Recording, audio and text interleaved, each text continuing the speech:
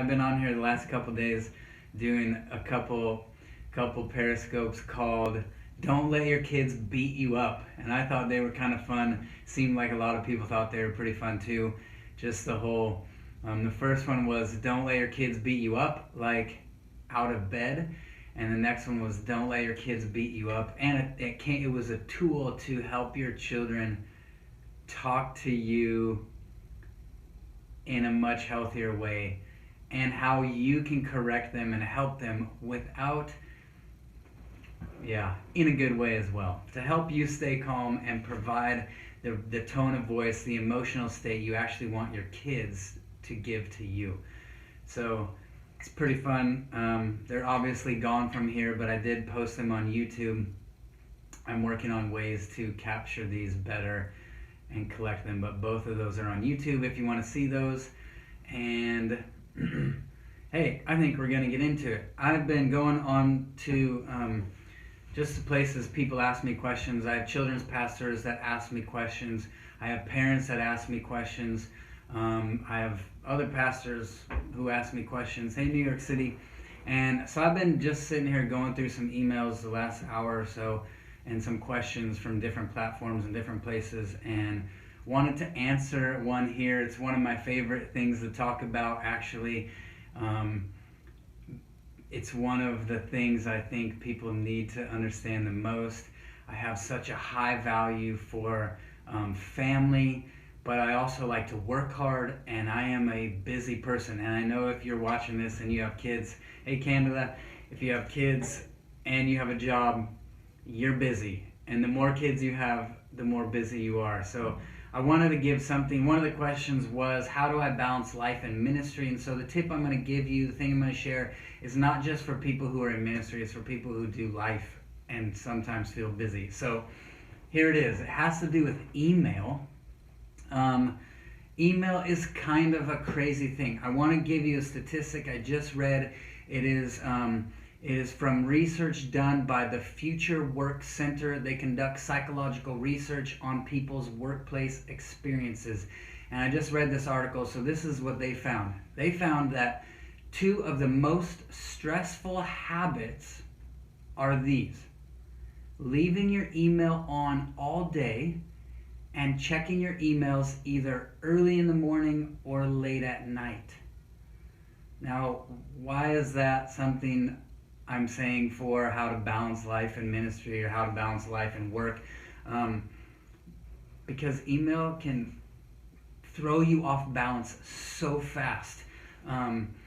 Another researcher says that most people are emotionally engaged with their email 24 hours a day. And here's why I think that is.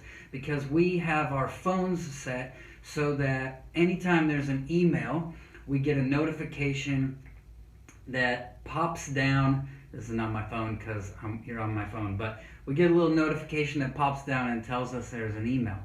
And when it pops down, we see it whether we are able to process it or not. And so we see that little thing drop down, and we look at it, and see, keeping people up till midnight because they checked it and it was ministry needs. Here's just a fun tip that's really helped me too. Just, you gotta know not everything is an emergency. And sometimes email makes us feel like everything's an emergency. But anyway, so we see the little notification, but say I'm in a meeting, or say I'm somewhere or driving, worst of all, and I feel my phone go off, and I check it, and I see what it's about, but I'm not gonna answer it because I'm a responsible driver. So I'm not gonna email on my phone and drive at the same time, most of the time. But I see that little notification, and we see that little notification, and if we can't do anything about it, we see the title, we see the subject of the email, and we realize we know what it's about, we see what it's about, we know who it's from, and we emotionally engage. But the problem is we carry it. Say it's 2 hours before you can actually email back. You are emotionally involved for 2 hours without the ability to do anything about it. And it is a huge source of stress in people's life. It throws people way off balance.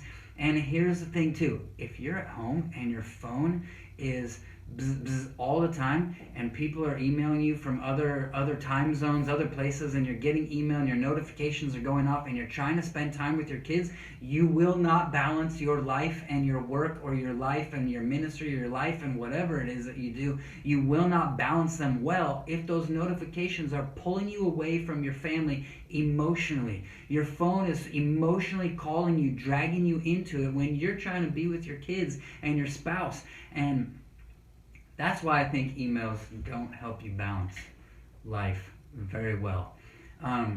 Here's something else. Here's just another tip. I never answer emails from my phone. It takes twice as long to answer an email from your phone as it does a keyboard on a computer. It takes way longer. So if you want to just waste time and blow your time up, try answering your phone on your emails on your phone. If you have to answer emails on a phone, here's a tip. Put a little signature at the bottom. Like I have a signature on mine. It says something like, "This email was sent from my phone, so please excuse any errors and the brevity of this email." What that does is let them know it came from my phone, so it's going to be short. Don't be offended if my email is really, really short. And if I answer on my phone, I usually use Siri. That way, if she makes mistakes and I accidentally hit send, people excuse the mistakes because I asked them to excuse them.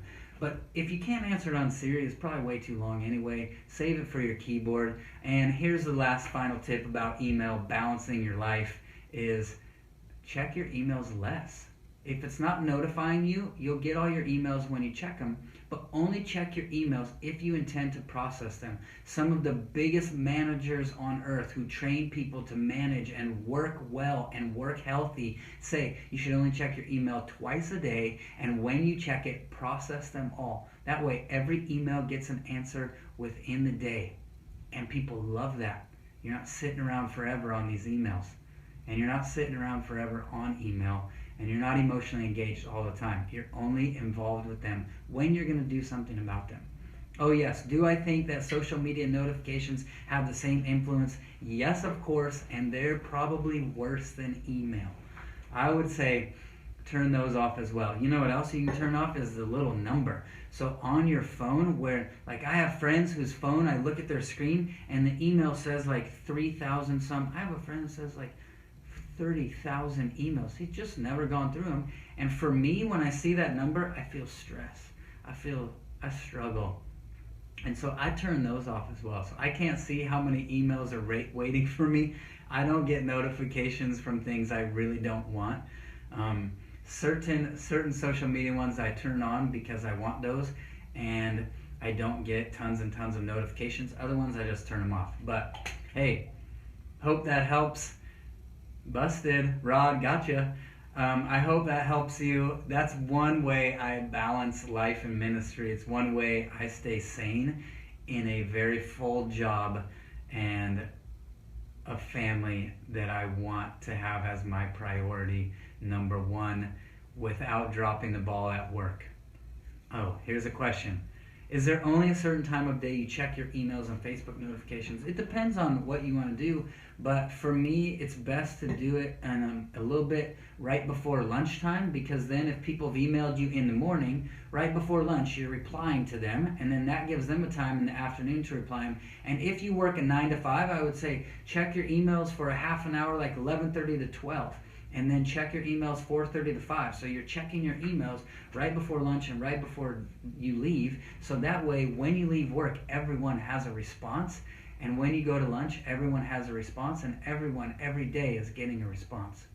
I don't do it the best all the time, processing every email, because some of them I need to think about and I need to do other stuff on. But I move them around. So I try to keep my inbox at 0 every day. Gold. Come on, that's good stuff. So, hey, there you go. How I balance life and ministry. Hope it helped you. Bless you. We'll see you sometime soon. And if you have any questions, if you have any more questions, I love coming on here and answering stuff, whether it's for parents or children's pastors. If you go to my website, SethDahl.com, and go to the Start Here page, there are 2 boxes. One is for if you're a children's pastor, click here. The other is if you're a parent, Click here. And when you click there, you can ask questions specifically towards pastoring children, leading children, or specifically towards family and parenting. And I will get to those at some time. And I hope that was awesome. Plus, if you click there, you get free stuff. Free sermons, free messages, free devotionals, free things just for signing up and being on there. And then I get questions to answer for you. So bless you all. Love you all. See you soon. Bye.